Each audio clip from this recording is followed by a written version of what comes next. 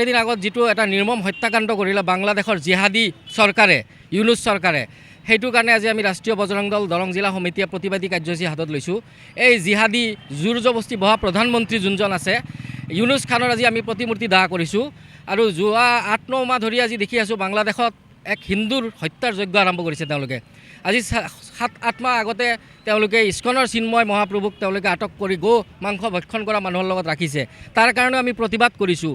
বৰ্তমান আপুনি চাব যিসকল জাগাত মুছলমান সংখ্যা বৃদ্ধি পায় তাতে এই ধৰণৰ কাৰ্যকলাপ হয়।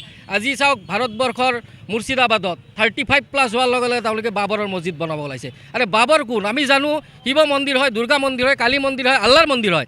বাবৰ কোন? বাবৰৰ মন্দিৰ তেওঁলোকে বনাব ওলাইছে। তেতিয়াহ'লে তেওঁলোকে বাবৰক পুজিব লাগিব।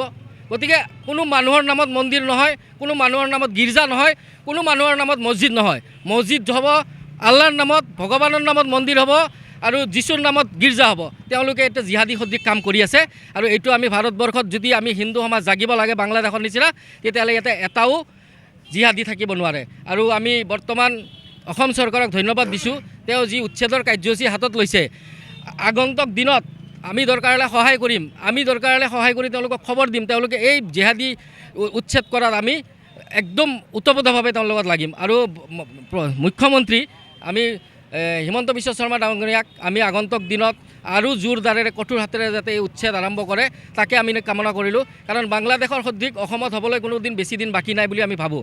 গতিকে এনেকুৱা হ'লে যদি হিন্দু সমাজে হাতত ল'ব লাগে তেতিয়াহ'লে কিন্তু বাংলাদেশতকৈ ভয়াৱহ পৰিস্থিতি হ'ব বুলি আমি ভাবোঁ। সেইকাৰণে চৰকাৰ আৰু প্ৰশাসনৰ ওপৰত আমাৰ আস্থা আছে, বিশ্বাস আছে।